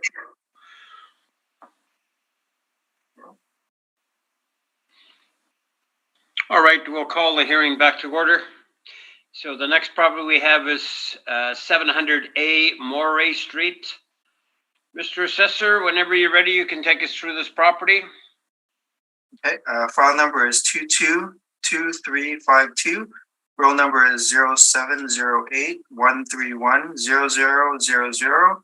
Address is 700 Moray Street. Roll year is 2023. Reference date is April 1st, 2021. Assessed value is $1,927,000. Number of buildings, 3. Number of premises, 3. Number of stories, 1. Actual and effective years built is 1976 to 1977. Wall height is 11 feet to 18 feet. Zoning is M2. Land area is 58,031 square feet. Plan area is 22,540 square feet. Leasable area is 21,990 square feet. Land to plan area is 2.57. Page 2. You see here the request for info has been received. Owners are compliant. Mailer is in the back in the addenda. And I can note here there was a sale in 2019 for $2,100,000. Page 3. Subject is located in the northwest quadrant of the city, located in Murray Industrial Park near Moray Street and Murray Park Road. Page 4. Here's an overview of the subject property. Below that is an aerial view. Page 5. Another aerial view from a different angle. Page 6. Here's the workup. The total leasable area is 21,990 square feet. Total potential rent is $141,126. The model rent, blended rent, is $6.42 per square feet. Vacancy model rate is 3.5%. We're utilizing 3% for non-recoverable expenses and $3.85 per square feet for a vacancy shortfall. This results in an NOI of $129,138. Utilizing a cap rate of 6.7% results in a rounded assessed value of $1,927,000. Page 7. These are the rent comparables. These comparables are what the net model rent is based on, the actual rents from the market. All leases are current in relation to the reference date. They range from 2014 to 2019. Effective year built ranges from 1959 to 2007. Average wall heights range from 10 feet to 27 feet. Leasable areas range from approximately 6,000 square feet to 30,000 square feet. Net rents range from $5.85 per square feet to $9.49 per square feet. Page 9. And this is the capitalization rate chart. Table second from the top are the industrial capitalization rates that fall between the 20th and 80th percentile. As you can see, the subject properties capitalization rates fall between the 20th and 80th percentile. Our model cap rates are further supported by the table of outside sources, with cap rates ranging between 5.75 to 7.25. And page 14 to 15. This is the COVID questionnaire. They indicate minor impact, but don't describe how. Page 16. And this is the income and expense mailer. On page 18 is it is indicated that the property is fully owner occupied. Page 20.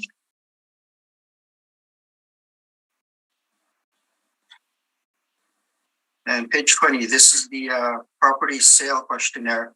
It indicates that the sale price, $2,100,000, is the actual price paid. It's number 1 there. It's also indicated that this sale was at an arm's length open market transaction. Number 3 there. We feel that the assessed value is fair and equitable and should be confirmed. Open to any questions. Thank you, Mr. San Juan. Mr. Newfield, questions of the assessor? Yeah, just sorry, one second. I just wanted to look at his last document here. Sorry, I can barely hear you there, Rocky. No, he was just reading that last document. I wasn't up to there at the time. So,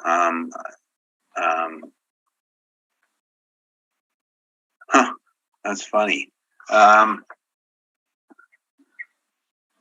Yes. Okay. So, at the valuation, I thought I heard during the narrative that that there was a different actual year built. I thought I had heard an older number than 1976. Was I just hearing things? No, yeah, we have 2 years built. One building was built in 1976. We have another one that was built in 1960. Okay. And then the 2 buildings each have a different ceiling height? I don't believe so. I think just the front office, well, maybe they do. It's hard to say. I think just the front office we have at 11 feet, and then we have the industrial parts at 18 feet. Okay. And why are there 3, I guess you call them PIDs here? Yeah, that's a good question. I was looking into that. I think at one point, maybe it was broken up that way.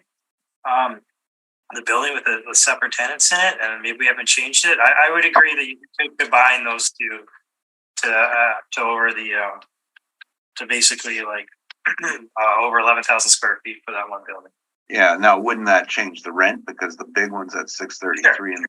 And it would. You can see below the one that's at 10,640 square feet at $6.33 a square foot. So yeah, I would agree that would lower it. Yeah, I mean, I know it's just a rather small amount, but that's well, $1,700. Okay. There was did anybody investigate the sale other than reading the mailer that was sent out? Yeah, we looked into it, and we pulled it from land titles as well, and it was sworn value of land titles, along with obviously the vendor and the purchaser swearing the number is true. So I mean, and then but did you contact vendor or purchaser or? No, just from the sales mailer we have. I don't believe the vendor or purchaser were contacted. All right. And the income expense form page 16. So this was post-sale? Just double checking this. So the sale was in 2019, so this would have been, yeah, post sale. Okay, and can't. So I was just wondering if you looked at calculated the Canada Post lease. I have not calculated, like it's, they marked off net lease, but then they marked off,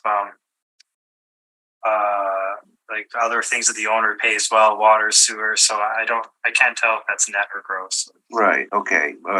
Just based on the calculation of monthly rent of $54.51, I'm getting $6.05. Did you do that calculation? I have not done it, but I believe your calculation would be correct. Yeah. Okay. And the other listed tenant is Moray Collision.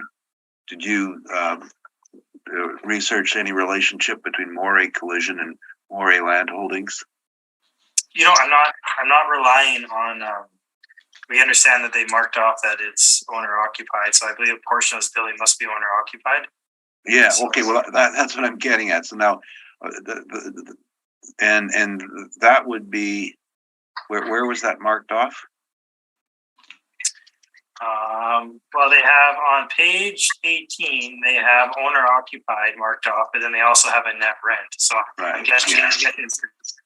Yeah. Okay. Partially Right. owner occupied. Yeah. Okay. So on this page 18, they have indicated partially owner occupied. Now on the sales questionnaire, it says, did the purchaser occupy all or part of the building prior to purchase? They answered no. And intend to occupy all or part after the sale? They answered no. One of these is wrong, I take it then. Sorry, can you direct me to which number that's on? I'm now looking at page 20, questions 10, 11, and 12. No, and did the purchaser intend to occupy after the sale? No. No, I mean, yeah, they marked off no for all these, so maybe they're not. Okay. Again, we just have a situation where we have different statements made on these forms, whereas page 18 says they were fully owner occupied. We know that they are not Canada Post, right? Correct. That wouldn't be Canada Post.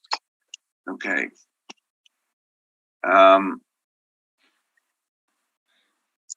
And when I asked you the question about follow-up, I had the page 21 signed by Chad Brick. Did anybody contact him and ask him on this? Not knowledge, no. Okay.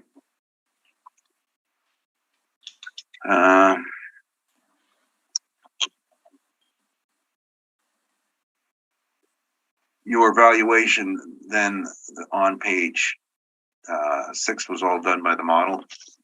That's correct, yeah.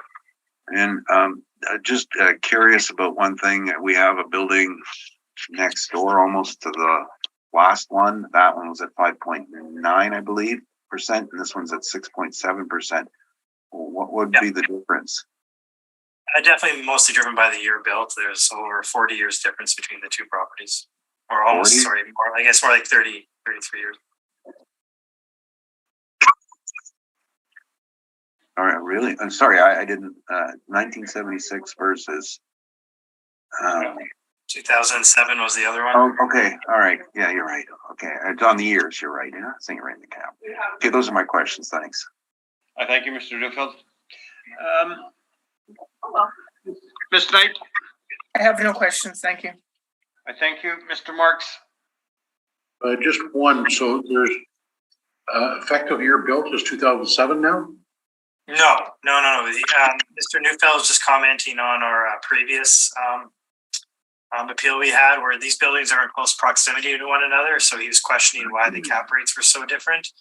And my answer to that was the one previous was built in 2007, and this one was built in between 1976 and 1976. Okay, thank you. No further questions. Thank you. Mr. Dubenstein, There's a sale on the property. correct? What's the cap rate? They didn't issue a cap rate for this property, or didn't on page. You don't know what, you don't know whether it went into the study at all? Probably it did. It would have gone into the study if you could have generated net operating income, which I don't think they. Mhm. So just using the hypothetical with using the city's NOI comes to 6.14. Yep. So that would be lower than our 6.7 we have. Mm-hmm. Okay. Mr. Newfield, your presentation? Mr. Chairman, I know you were a bit of a leading question. Can you just tell me where you got this, those numbers from again? Well, I'm just looking at the where the city's at. You know, Were you using the city's? well, I'm using the city's NOI. The city's NOI. Okay. Which was one hundred. It's a ballpark figure. No, which was 129,000, correct? Yeah. Right. Okay. Yeah. No, and you know, I'm extremely sensitive to people leading information on this, and I just wanted to.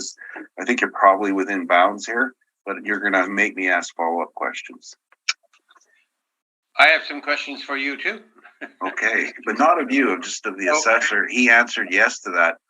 So now I'll just ask him what the NOI was on page 18.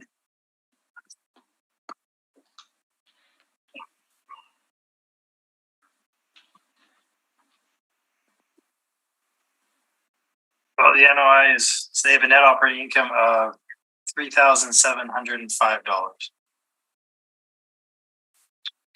3,075. 3,075. So that'd be a very low net operating income. Yeah, okay, thank you. That was just a follow-up to that. All right, Mr. Newfield, your presentation. Okay, so I see that there's a bit of a problem here, and I'm thinking about the Municipal Assessment Act. I believe it's 56.3.2, which is you can't argue against information that's been provided to the city. But in this case, it's clear that there's different information being presented to the city. One statement says owner occupied. The other statement says it's not owner occupied. For the record, the building was owned by another party, and he informed the tenant, Maury Collision, that he was intending on selling. And Maury Collision was afraid of losing their tenancy and bought the building. They own it. It's Mr. Brick who owns it. So, I mean, I had the chance to interview him, and he fixes cars. He's not an appraiser. He's not a real estate agent. It was a forced sale. He was going to lose his tenancy, and he bought the building. There's no weight going to be put on the sale. What weight? It's completely irrelevant. Now, it's interesting in that the city's rent is partially correct. At time of sale, and I'm speaking, we appraised the building for this purpose. And this is how I came about this information, because we had a very detailed interview about what had happened. Now, at the time, the rent that was being collected at time of sale was the body shop was at $650, and the post office was at $605. And the person who prepared our brief, by the way, had no idea of any of this because he doesn't get involved in it. But the appraisal, I was involved along with my daughter, and we obviously can't divulge any details about our opinion of value. It's really not relevant to today. We can tell you about the facts. The facts are it was a motivated purchase. And secondly, 650 and 605 were the respective rents. To that effect, I've changed my numbers to reflect that in the presentation that we had made. And I'll just give you the new numbers. So the post office at 605 and the body shop at 650 comes to a net income of 138,147. 138,147 is potential income. And with our calculation, sorry, I just lost my way here. Our valuation on the rest of it is comes out to an NOI of 114,460, and that's using the same concept of vacancy, non-recoverables, and in this case, you saw the statement. There's lots and lots of non-recoverables in there. We're only using 5%, not $100,000, but $6,500, because a non-recoverable is something that happens on a not a continual basis, but on a basis every time there's turnovers, the non-recoverables jump up. So we have to have a stabilized number for it, and that is 5%, and then 2% for structural reserve. Shortfall, again, our shortfall is influenced by the fact that the taxes are a bit higher and the utilities are higher. This isn't shouldn't be classified as industrial. This is a vehicle service garage and a post office distribution center, not what you would call industrial for selecting your parameters. So your shortfalls will be higher. Our cap has remained at 7%, and the value or new value is $1,635,000. I know full well that there's a sale, and we're not trying to say to you we want a lower number than the sale. The sale was a forced transaction. And he wouldn't have bought the property if it hadn't been a situation that he could have tried to avoid. When looking at the cap rate of 7%, and this would be more of a mixed use. I don't even know where our cap rate analysis that Collier's does, and that's on page somewhere here, page 24. We don't have service garage. We look at a mix of retail and industrial, and the rates are the same between 6 and 6.75 for the best properties. And we put this at 7%, and which accounts for the deficiencies from the best properties. The 6% is the best property. This is not the best. It is older. The quality and condition, and I'm sorry we didn't get to show you the pictures. Again, I have them in front of me. We inspected it. It's not the greatest condition. It's been a body shop, and body shops don't have long lives. They get beaten up pretty badly because of the nature of the business. The other factors have to do with it is as far as I think location, it being on Moray is a bit off the beaten track. The building sizes, 10,000 square foot buildings in this neighborhood are probably on the low side for an investor. Now, Canada Post is generally deemed to be a good investment risk. However, we don't really, it's difficult in an ad valorem taxation to consider that the quality of the tenant has an impact on your cap rate selection, because you can't value the strength of the tenant. Yeah, the government's got a lot of money, but body shop next door doesn't. So I think 7% is a very fair number. So that's our adjusted value. And again, I'm sorry I changed this, but I think it was important to deal with our own. I'm totally lost where I am here.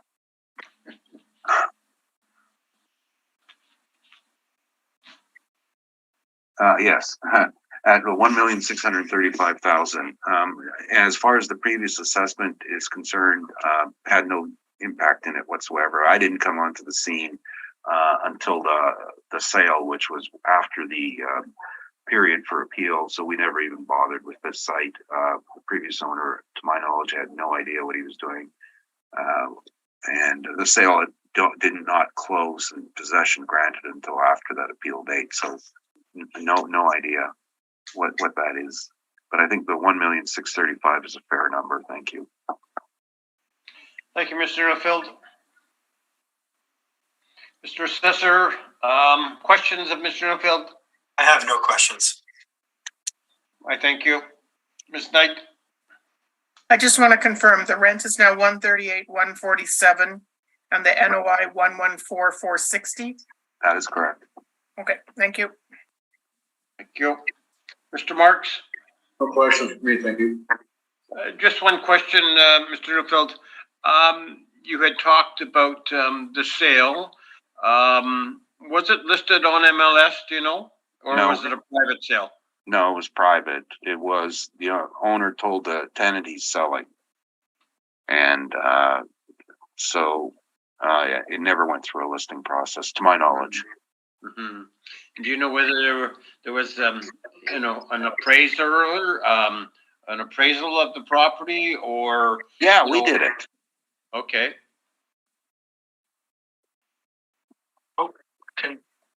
But that's, sorry, I'm just going to point out if you did it and it's put on the sales mailer for 2.1. I didn't put it on there. Okay. All right. Summation either party? I have no summation. Yeah, just briefly, regardless of all this debate about was the sale good, was the sale worthwhile looking at, there is the definition of market value. It requires us to look at the motivation behind the sale. This was a forced sale. No evidence has been led as to what the actual appraisal is, other than from mistakes made on these forms. I take no responsibility for it, but I also sit in front of you and say that those aren't the numbers. But that's irrelevant. It was a forced sale, and I'm using the actual income at a decent cap rate. Thank you. I thank you. We'll go to the last property, which is 770 Century Street. Mr. Assessor, whenever you're ready.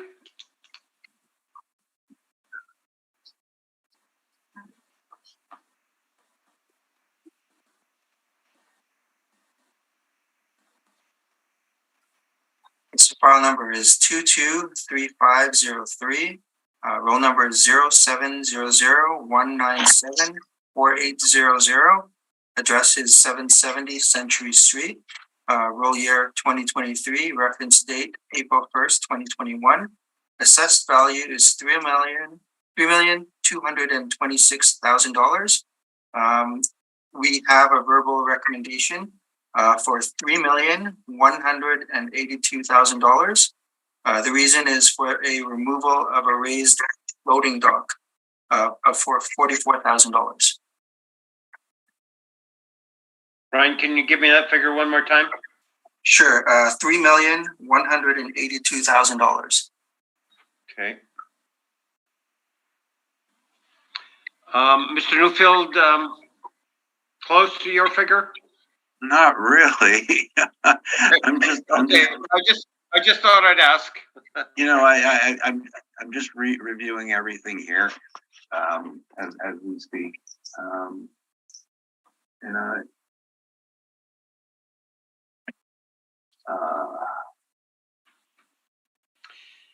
Mr. Newfield, you're not in agreement, so. No, I'm not. Okay.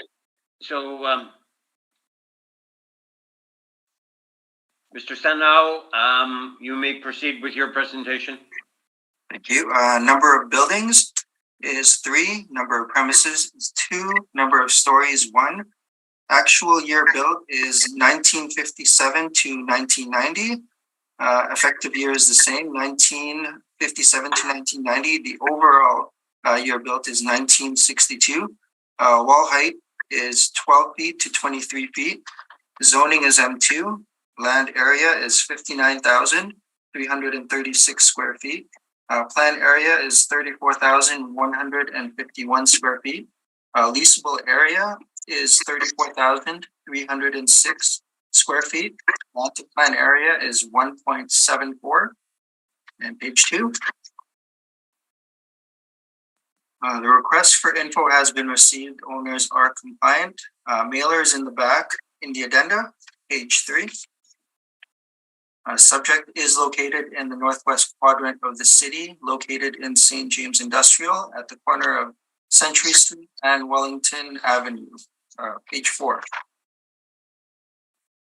Here are some aerial views from different angles, page 5. Here's the workup. The total leasable area is 34,306 square feet. Total potential rent is $230,685. The blended model rent is $6.72 per square feet. Vacancy model rate is 7%. We're utilizing 3% for non-recoverable expenses and $3.85 per square feet. Dollars per square feet for vacancy shortfall. This results in an NOI of $198,856. Utilizing a cap rate of 6.25% results in a rounded assessed value of $3,182,000. Page 6. So these are the rent comparables. These comparables are what the net rent, model rent is based on, the actual rents from the market. All leases are current in relation to the reference date. They range from 2016 to 2020. Effective year built ranges from 1952 to 1962. Average wall heights range from 14 to 18 feet. Leasable areas range from approximately 6,065 square feet to 31,022 square feet. Net rents range from $6.25 per square feet to $7.31 per square feet. And page 8. And this is the capitalization rate chart. The table second from the top are the industrial capitalization rates that fall between the 20th and 80th percentile. As you can see, the subject properties capitalization rates fall between the 20th to 80th percentile. Our model cap rates are further supported by the table of outside sources with cap rates ranging between 5.75 to 7.25.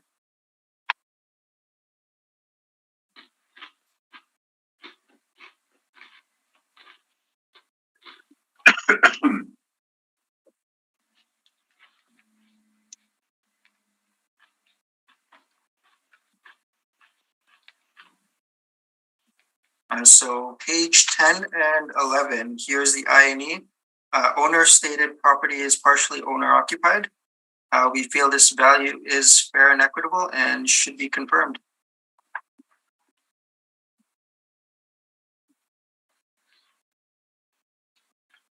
I thank you, sir. Just one question. The old presentation, I guess, had an additional building, which was 44,000. So you've taken that away then? That's correct.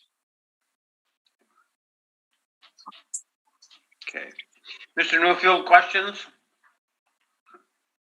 Yes.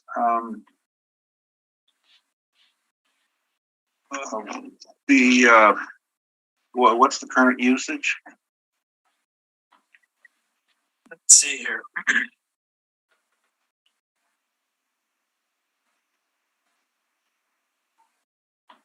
There's a Crown Spa in there. That's what the mailer says. And the other tenant or owner is Waring William Limited. So I'm not too sure what they do. And prior to the sale in 2010, do you know what it was? No, I don't. The sale you've listed on page 2, are you aware that that included 2 properties, 750 and 770 Century? Sorry, you broke up there, Rocky. Can you say again? Are you aware that the sale, both sales included 2 properties, a 750 and 770 Century? I'm not aware of that, no. Okay,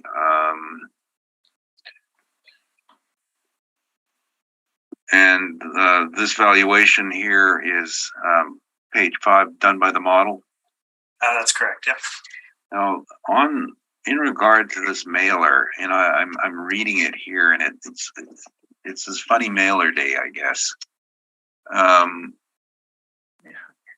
They are listing rental income and recoveries, and the recoveries exceed the expenses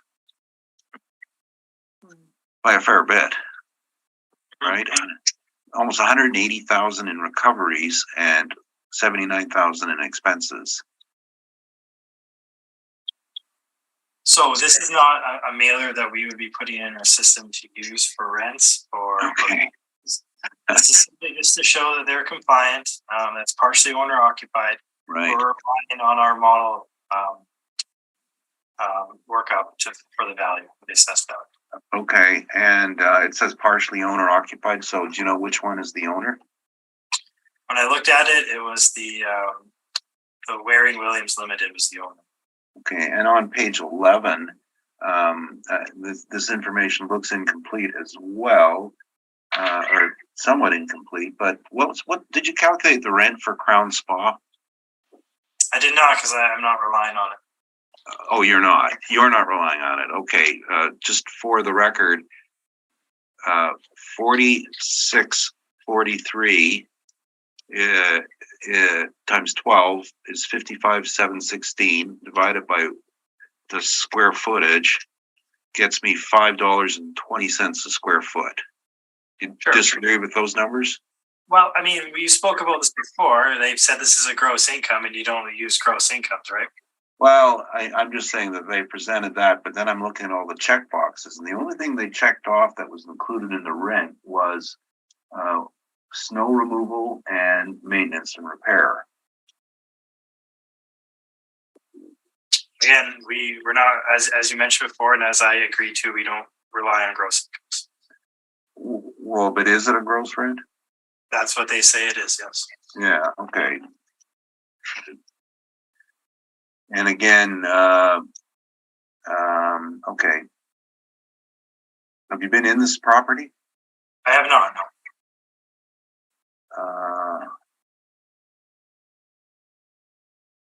And where's do you know where the wall heights range from 12 to 23? And I'm just looking at the outside, say, page 4. You can kind of see on page 4, the 12 is probably the lower office portion on the far right, and then it seems like there's quite a range after that. Okay. Yeah, no, that's fine. That's fair. Okay, those are my questions. I was stalling. Thank you, Mr. Neufeld.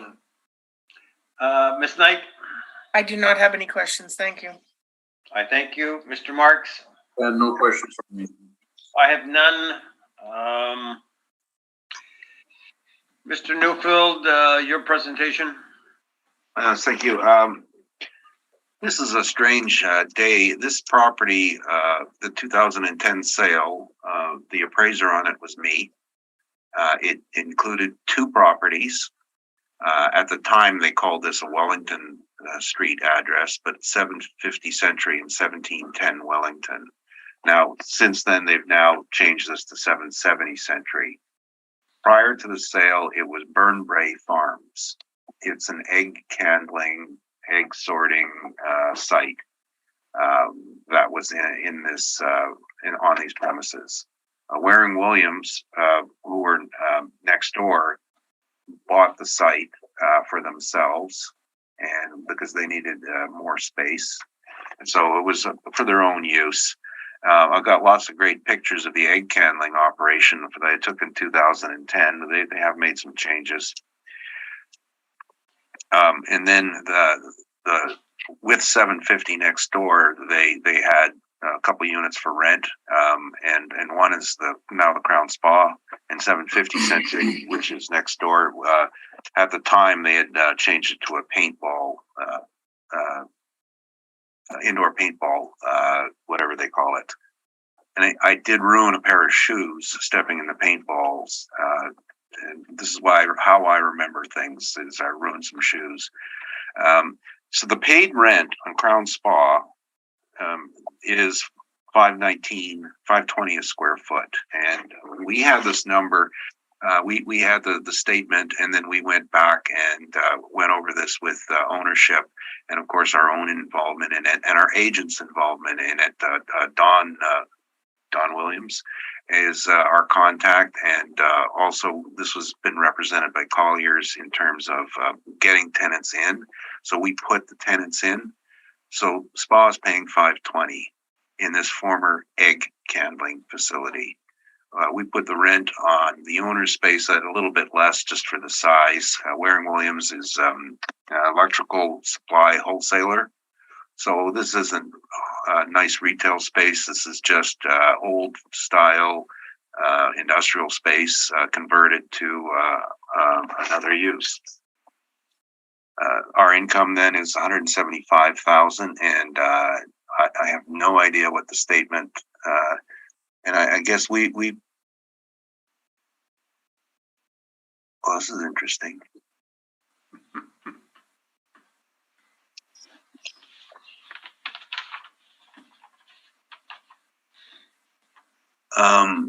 So I just need 1 second here. I just want to looking at something.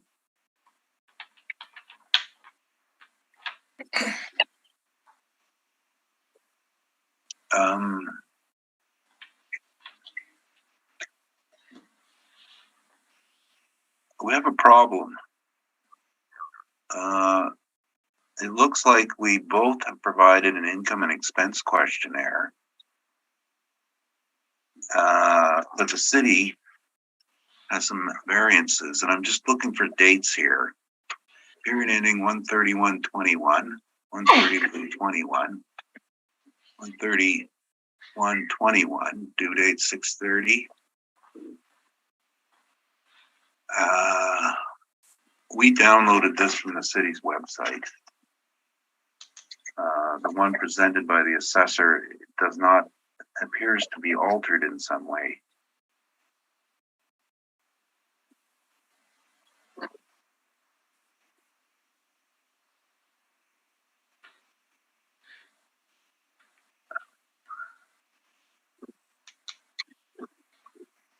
You'll notice on our page 3, our copy of what was submitted is showing Crown Spa at $520 a square foot net lease. Now, here's a difference. The city's web page form has Crown Spa at number 1, Waring Williams number 2, and we have this reversed, yet both state to be 1/31/21. I'm looking here to see how this could happen.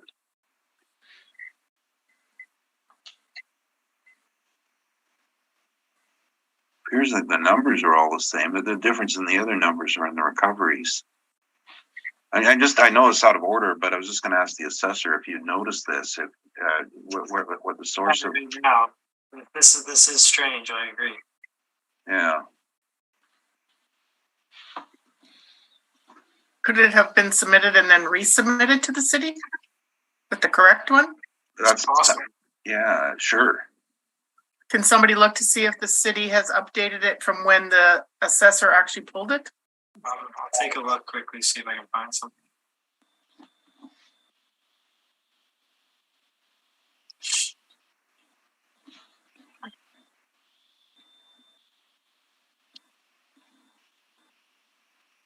I think the rent is the same, like you're saying, Rocky. It's just recoveries there. Yeah, and then the line items for the unit numbers on the rent. Right. And then the NOI and everything on those things too is different.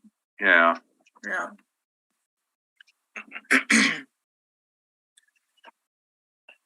And then the checking off of the net lease. Correct.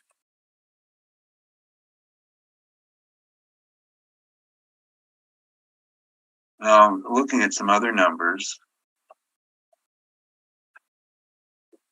So they didn't touch the rent property tax recovery, no. Didn't touch utilities and maintenance, general admin, 8950 or 107,450. And then the one that you have is missing part of the page that the city has too, under the rental income loss and the capital cost summary. Oh, yeah. Okay, well, just notice. Yeah, differences, we never that's all. even read that stuff. Okay, well, I'm just noticing differences. That's why I'm asking. Yeah. 34,306. Oh, look at the square footage. 34,161, 34,306.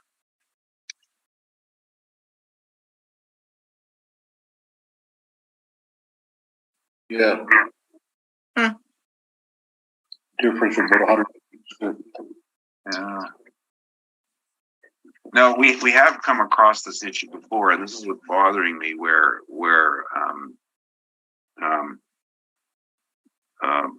last cycle we found about 8 of these forms, because these are the ones that are filed online, that the assessor admitted that they had changed. Now, I'm not suggesting at all that this assessor did anything, but I was told that inside their modeling, that there are times when these things have been modified. I don't see why they would modify it this badly, though. But it looks like this one was submitted online, and that's what we have here. On yours. Yeah. But we pull this from, like, we get the owners to give us their passwords. I mean their codes for their sites. We go in and we pull these from the site. Yeah. Well, and all I have is the online one that I can access right now. Yeah. And it's showing us the version that you've presented. That's correct.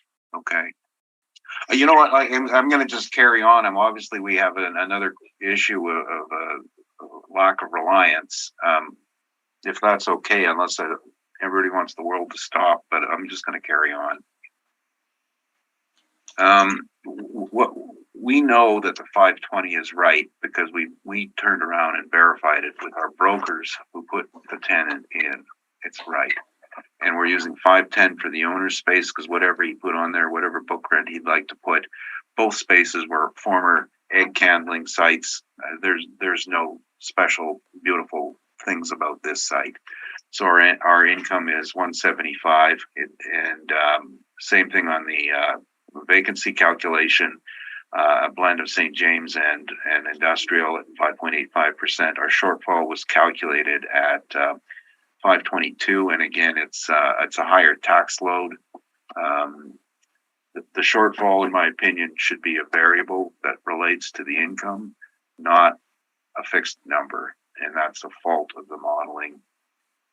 Non-recoverables, well, we put 5%. Now, if you look at the form submitted, it's negative 150%. But 5% is the standard, and our NOI 143,061, cap rate at 725, and mostly influenced by the poor quality of this building. It's a poured concrete foundation at most of the spaces at dock level, and they're having to deal with the dock level, and it was converted for a usage, but it's in my opinion, and we have another one that's waiting for a possible redoing, 1.4 acres, probably not up to being land value yet, but at one point with the building next door, that would probably be the highest and best use. You'll notice in the background, page 2, there's the Greenwood Inn. That would be the concept for something like this, is for some sort of future development like that. I think the value lies in the land. The building is horribly obsolete, and I speak from being in there. So I think 7.25 is a good number by the poor quality of the improvements. Our value is 1,973,000. I don't know if this is under appeal from 2020. It's possible it might be.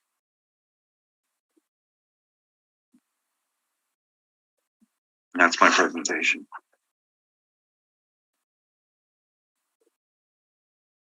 Thank you, Mr. Neufeld. Mr. Assessor, questions of Mr. Neufeld? I guess my only question is, with your cap rate.